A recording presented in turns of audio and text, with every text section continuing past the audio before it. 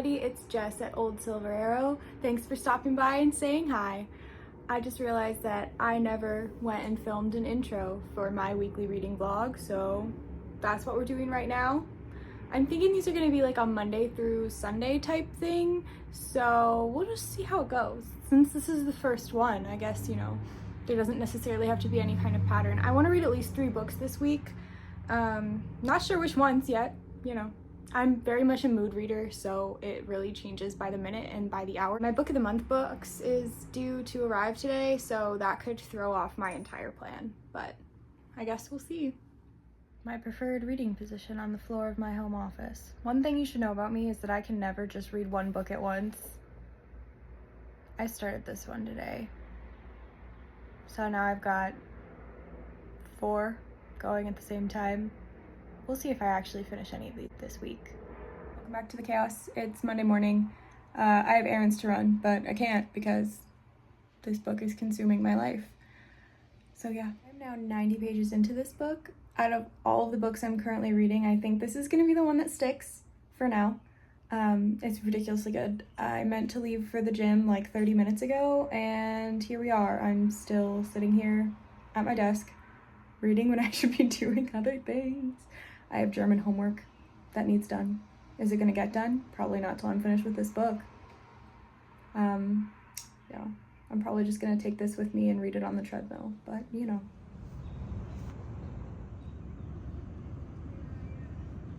Me reading in bed when I should be doing my Latin homework, which you can see in the corner of your screen. I'm in bed with my post-shower read. I just started A Fate Inked in Blood, and I'm about like 18 pages into it. It's really good. I did not know anything about this book when I picked it up. I just thought the cover was gorgeous, and I had no idea that it was like a Norse mythology book.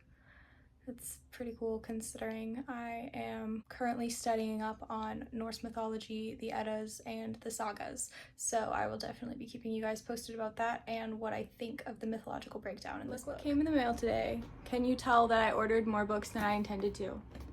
This is definitely not just my one June pick, for sure. So I'm gonna be opening this up, telling you guys why I picked each book, and when about I expect to get them read. I got 3 books this month. I'm gonna show each of them to you. So this is my June pick, called Margot's Got Money Troubles. And this book is supposed to be about a single mother that's trying to make ends meet, and she goes through all sorts of hijinks and shenanigans trying to find different ways to make money. I've heard this is like kind of a funny but also a bit of a reflective book. I don't know too much about it. I haven't even really looked at the synopsis too much. But just look at that cover. I can't get over how gorgeous the detailing is on this. And also this cover is a really odd texture. It's like not super smooth or shiny like Book of the Month's covers usually are. It's almost like, it's a bit closer to sandpaper, which I think is pretty interesting. And like look at the back detailing on that. This is so gorgeous. I love this. And I'm a huge sucker for beautiful spines. And so, especially with the Book of the Month logos and how they all look lined up on a shelf together, I love the different colored spines. And this is the first purple one they've had, which definitely had an impact on me choosing it. The next book I picked is one I'm super excited for. I chose The Paradise Problem by Christina Lauren. I've actually never read a Christina Lauren book, which I know is like kind of a crime online right now. So since I'm ready to get into like the summer vibe, the summer mood, rom-com, romance, that whole group of things, I decided to pick this one up. As far as like the cover and the colors go, green is my favorite color, so this book gets extra bonus points. Like look at that spine. Flawless, tropical, beautiful, delicious.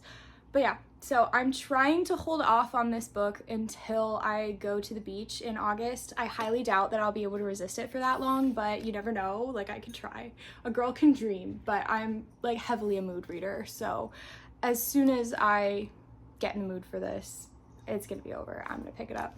I don't know a ton about this book, so no spoilers please, but I'm really excited to get into Christina Lauren. Please comment down below what other Christina Lauren books that I should read, and also if you have any summer book recommendations. I'm trying to put together a TBR for my beach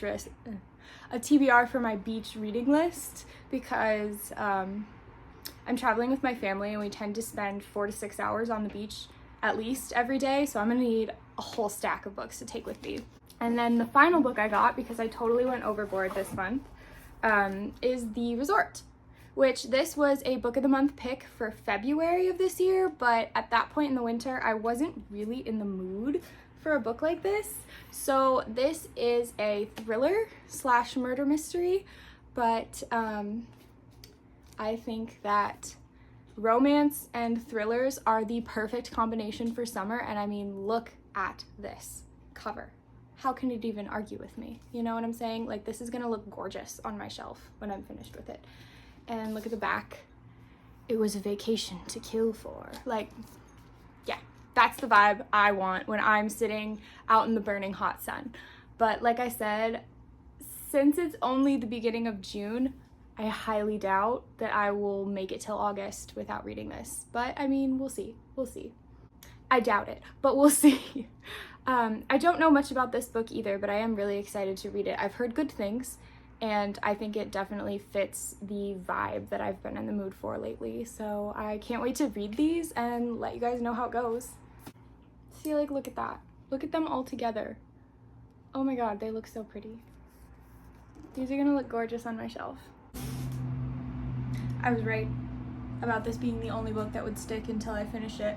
I finished this last night, and it was so good. Okay, this book is extremely internal. You are in these characters' heads, in the theoretical, the entire time. So if you're a reader that's like highly focused on action, plot driven, like boom, boom, boom events, let's go, this is probably not the book for you. But if you're super introspective, this book is for the overthinkers. This book is for the overthinkers, 100%. Like, if you question everything that goes on in your relationships with not only like friends, family, and significant others, read this.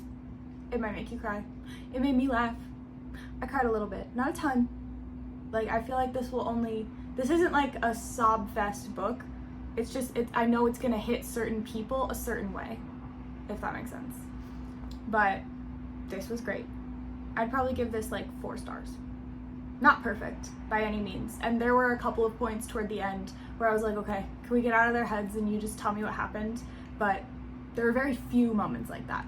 I enjoyed this a ton. So I'll probably talk about it more later, but you know.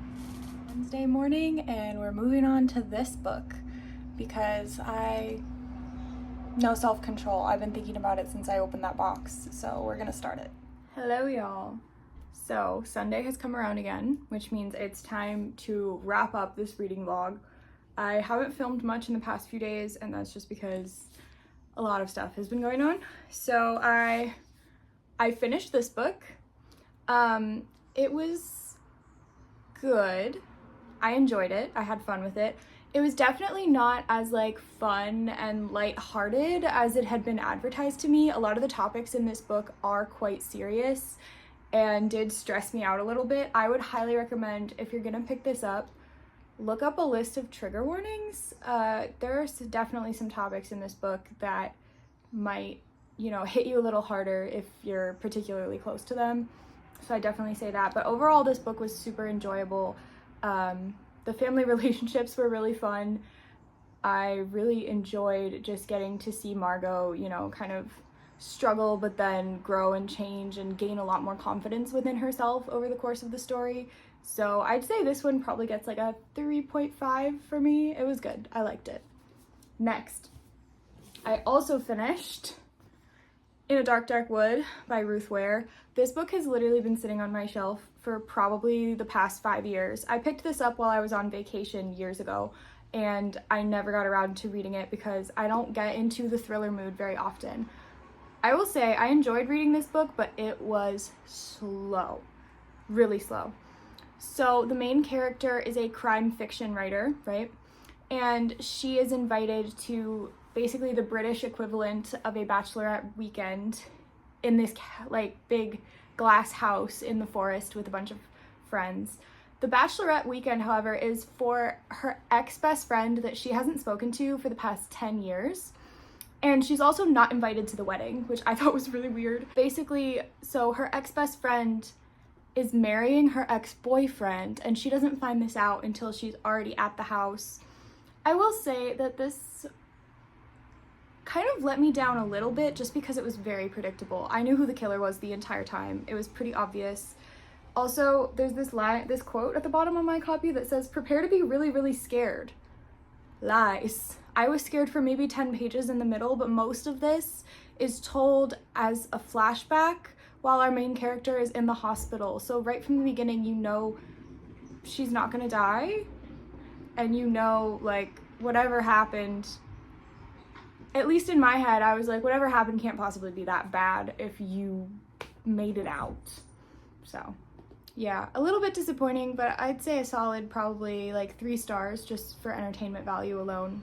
Not my favorite thriller though. If you've got recommendations for thrillers that are actually really hard to predict, please leave them below, because every summer I kind of get into that like thriller mood. And last up, we've got Wayward. I'm so happy that I finally picked this book up. This is a magical realism novel about a specific family line of women who possess this really in-depth connection to nature. It is told in 3 separate timelines, one that takes place in the 1600s, one around World War II, 1945, and one in the present day. There's only one first-person perspective in here, and it's the 1600s timeline. So you've got like witch trials, World War II, and then just like your present day England. But this book was so good. I feel like every woman needs to read this book because it really captures the complexity of female relationships and in such like a magical way. I will say though, a lot of the themes in this book are pretty dark, so similarly to the other one, I would say look up the trigger warnings before you read this. Because some of the depictions are a bit severe, so just keep that in mind. But I would say overall, this book, 5 stars. This book was wonderful, and I'm so happy I didn't put it off any longer. But yeah, so book of the month really came through with this one. It makes me so happy. But yeah, so that's everything I read for the week. I will say the only reason I'm reading so much is because I'm kind of like on summer break. It's summer term here. So I'm only taking 1 class and doing some independent research hours, but it gives me a ton of free time. So this is not like my normal amount of reading, just so you know. Don't expect this to like maintain throughout the year. It's strictly a summer thing. But yeah, I hope you enjoyed this reading vlog, and I will see if we can get another one going for next week. But yeah, have a good one.